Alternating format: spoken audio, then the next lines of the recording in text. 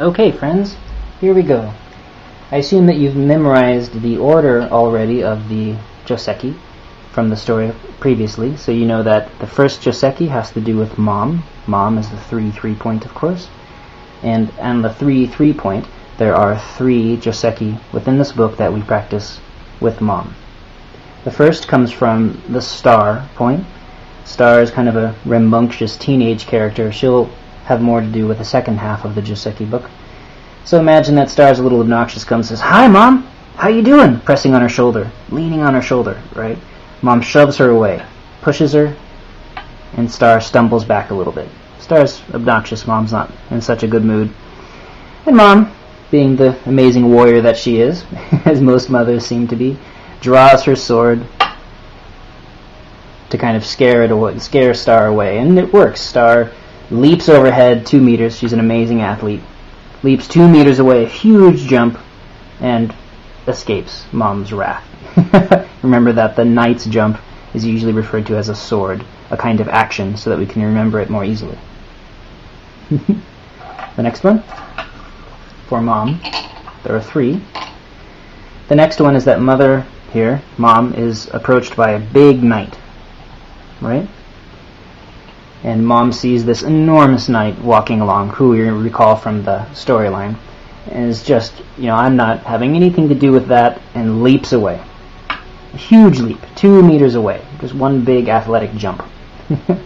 And that's the whole of the beginning of the Joseki. We're only covering the beginning Joseki at this point, the basic, and then afterward in single videos we'll examine the variations of each one of these Joseki with individual stories to make it easier. This is just the beginning outline section. This time, Mom's approached by a normal knight, a smaller knight, and Mom decides that this knight's approaching her. She has a treasure to guard. They all have a treasure some way or another, and that has to do with the corner in this case when we're discussing Kokari and Shimari. And so Mom, again, draws her sword, try to scare him away, and he protects himself, and he pushes her, and she stumbles back. And so in the moment when she's stumbling, he decides to be more aggressive about gaining this corner. And so he pushes into her directly, aiming for the corner. And she manages to kind of dodge aside and guard the space, kind of wall him off. So he gives up, and as he is running away, he kind of pushes, she's blocking him, so she kind of pushes his way out, gives her one last shove, and she stumbles backward again. Great. So that's all of the Joseki for the 3 point within this book. Basic Joseki. And now, if you recall from the story, Mom is related to Hammer. Hammer will be the rest of this section, that is Joseki from the 3-4 point here. And so there are 17 Joseki, basic Joseki, related to the 3-4 point from this book that we'll cover. So even though Hammer is only the next relationship with Mom, really he has to do with the rest of them. So these are all stories of Captain Hammer in my book. Okay, and so if you recall, Hammer was accosted by 2 respectable knights. That's what happens now. The first knight comes along. Hammer's traveling along the road, protecting his treasure. It's in his knapsack. And he's been hired by somebody to deliver the treasure somewhere else. And so these are all Hammer's travels. And along the road he meets another knight. One of these respectable knights, very polished, kind-looking. Hammer recognizes him. And he is also protecting something. And so they kind of look at each other with caution, warily, and decide, well, they talk to each other from a ways away, let's go around each other, just to be safe, no offense intended. He says, oh, of course. So Hammer politely steps to the side. And the knight, knowing Hammer's reputation, also steps to the side, but does it with his sword out, just to be on the safe side. And as we get to know Hammer, that makes sense. That rapscallion. So now, the other knight, remember the bigger knight? Large knight.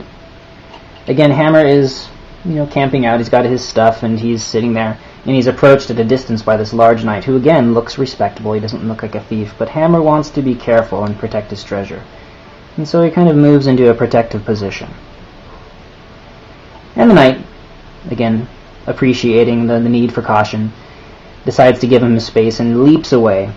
A small leap for him, a huge leap for us. Very athletic jump, 2 meters away.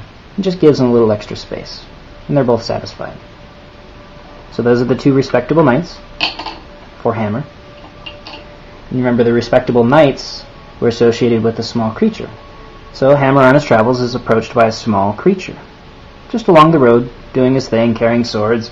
Hammer doesn't know him, and so kind of looks at him and thinks, well, this guy's carrying swords. I don't know if I should be nervous or not. I don't want to attack him because he's only a foot tall, 1 foot tall. And so he decides instead to cast a spell. Hammer only knows one spell. He won it in a bet from a wizard who had to teach him something, and it was the only thing he was capable of learning.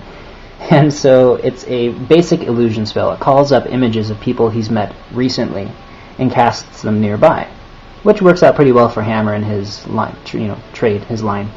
And so he calls up the image of the big knight that he saw just recently. That's a very foreboding image.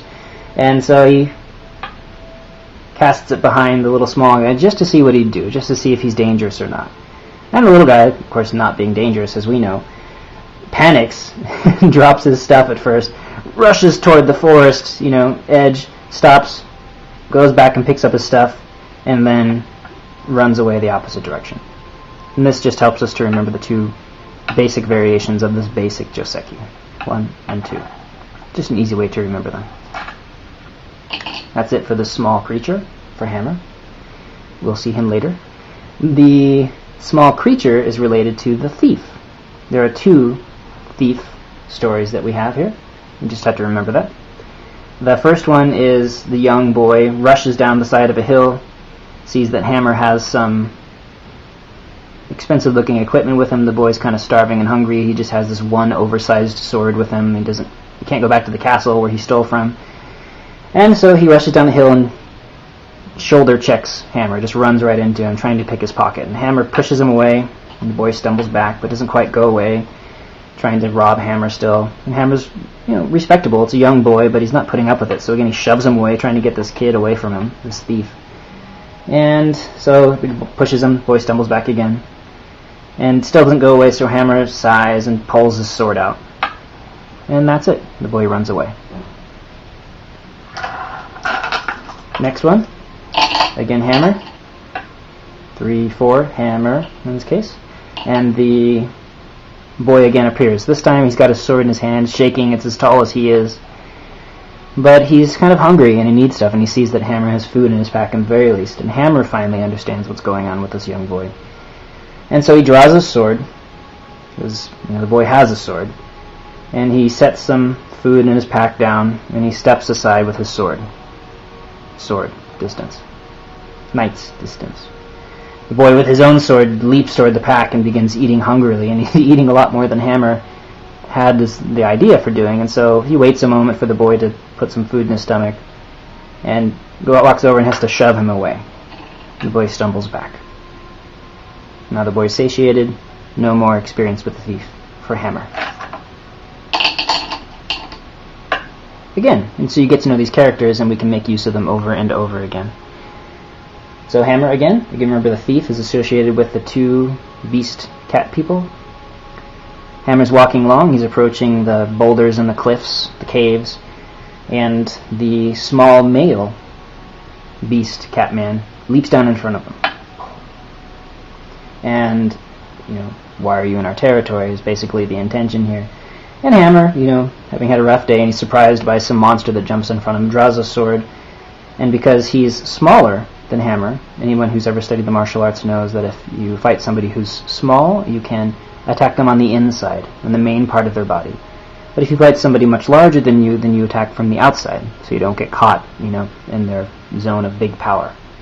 And so, being that this character is small, Hammer leaps to the inside with his sword.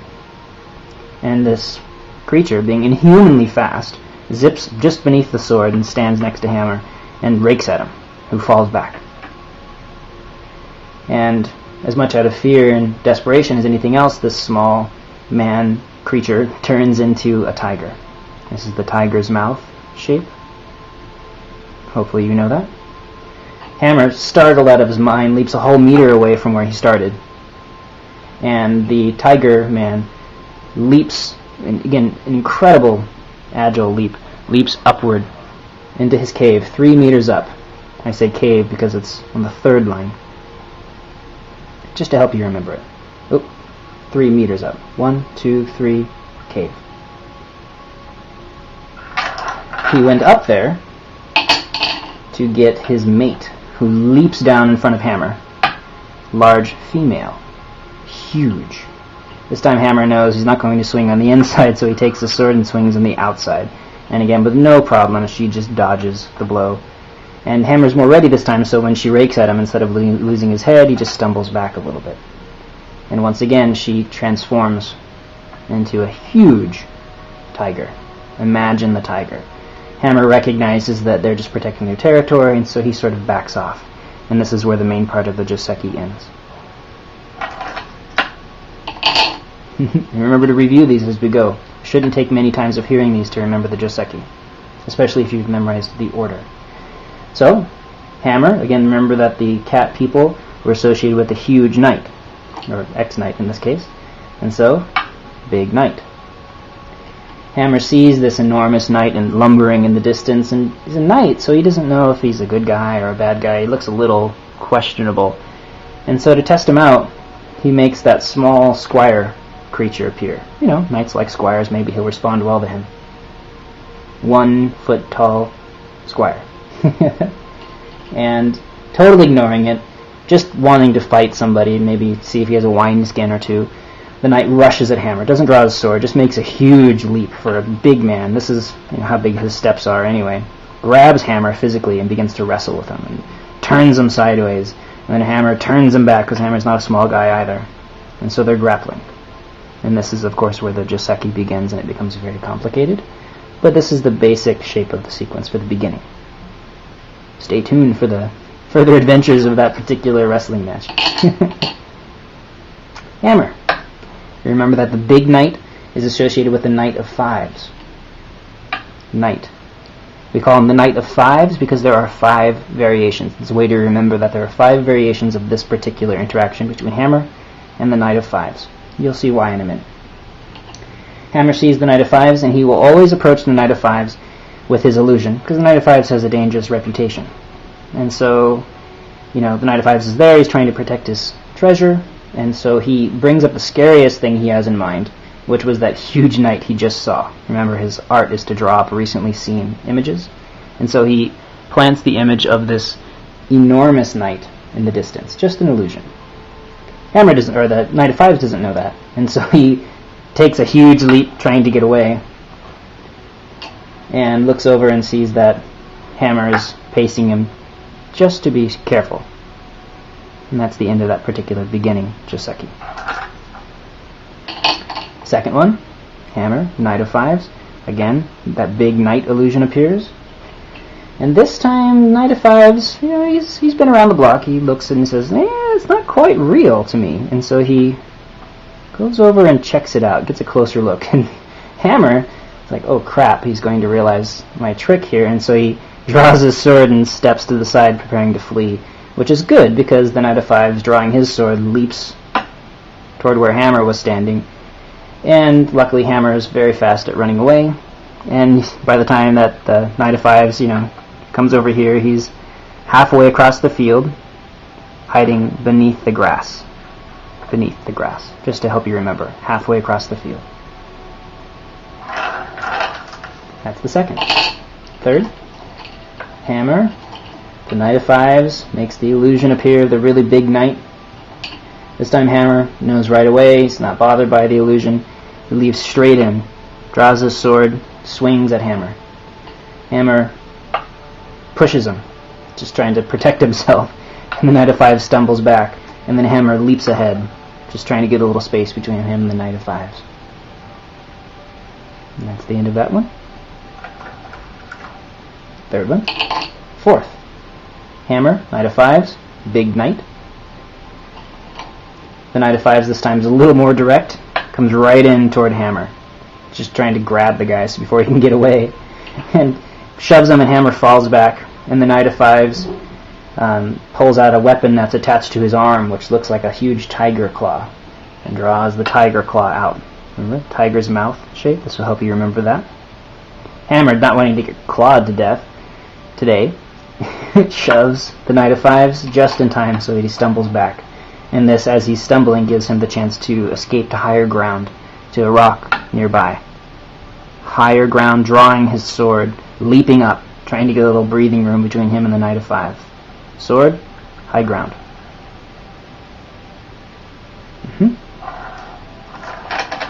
That's 4. Hammer, knight of fives, comes upon the knight of fives, casts the same illusion. Hammer hasn't quite learned his lesson apparently. And this time the knight of fives doesn't respond, and Hammer realizes, oh, finally I caught him while he's asleep. Hammer's not ashamed to take advantage of the situation, and he has to decide. First he thinks, oh, I'm going to capture him. And then he thinks better of it, and decides instead to try to scare him away. And these are the 2 variations, the beginning variations of this particular Joseki, worth remembering. Great. If you remember now, Hammer, so the knight of fives, was associated with the magic knight. The magic knight. For those of you that maybe know the Schoolhouse Rock song, 3 is the magic number. Is the magic number. Yes, it is. It's the magic number. Right? So that's how we remember that 3 is the magic number. There are 3 magic knight Joseki that we memorize here. Just a way to remember it. Remember it however you'd like. So again, Hammer approaches the magic knight, recognizes that he's got this amulet on him, doesn't know what to make of the guy. So, just to be on the safe side, he casts a shadow in the distance, 3 meters away from the magic knight. 1, 2, 3 meters away. It's just a shadow, nothing in particular. Something he'd seen from a tree, just to see how the magic knight responds. He responds with incredible athleticism, not wanting to fight first, and just jumps 2 meters away, trying to get away. You know. And so Hammer, just to show that he can do it too, and to make sure that the guy leaves his treasure alone, also jumps 2 meters just to follow him. Magic Knight glances over at Hammer, sees that he's being followed, and decides, he touches his amulet with his right hand, speaks a soft word, and poof, disappears here, reappears on the other side of the illusionary knight. Doesn't know it's an illusion yet. So Hammer, in order to keep his illusion from being dispelled, his trick being found out, makes the illusion jump back a meter, just jumping in the air, back. That's the end of that particular Joseki. So Hammer and the Magic Knight again, comes upon the Magic Knight. This time, decides to be a little bit more direct, and casts the image of the small creature, just to see again how the Magic Knight responds. And again, he responds kind of as a pacifist, and leaps away one space. This time Hammer decides he's going to take a more direct approach and draws his sword and leaps at him, just trying to scare the guy away because he's trying to protect his space. Magic Knight makes him nervous. Magic Knight, of course, magically disappears, reappears 1 meter away from the illusion again. Still doesn't know the illusion isn't real, so Hammer wants to see what he does and has the illusion sort of circle around, stalking around the Magic Knight, testing him out, feeling him out, so to speak. Final one, Hammer and the Magic Knight. This time Hammer decides to be much more direct, and we get finally the Magic Knight to actually jump into action. He has the image of the Knight of Fives appear. Always a nervous-making experience. And again, Magic Knight leaps outward. Hammer draws his sword, trying to take advantage of the movement. And again, poof, poof, reappears over here. This time the Magic Knight's had enough, goes directly to his own sword, drawing his short sword, and just before he manages to swing at the illusion and dispel it, Hammer has the illusion jump outward 1 meter, just as time to escape from the direct sword attack. That's the end of the Magic Knight for Hammer. Apparently he had enough. And remember now that the Magic Knight is associated finally with the Avalanche. So the Avalanche story. Hammer finally makes it up to the mountains where he's camping. It's nice and snowy. And he has got his backpack settled down, his camp and his fire going, and he had a rough day, obviously. And he hears a sound not too far away in the shadows, and he's had enough, and he sighs, and he pulls his sword and jumps and leaps at it, and makes his big scream, his barbaric war cry, and finds that it's just snow falling off of a tree. But because of his scream, it started an avalanche, which is moving directly toward his camp. And Hammer kind of curses under his breath and runs, trying to save his camp, but he's a little too late, and the camp gets covered. And again, all of these variations will appear in other stories. There are 4 variations, for example, just for this one. And it's kind of like a choose-your-own-adventure story. And you'll find that's fun to decide how Hammer responds to the avalanche, or how the Magic Knight responds to Hammer, so that we can examine the different variations of all of these Joseki. And we will examine the second half of this book in another video. Have fun studying. Remember, you should memorize it rather quickly. No worries. Bye.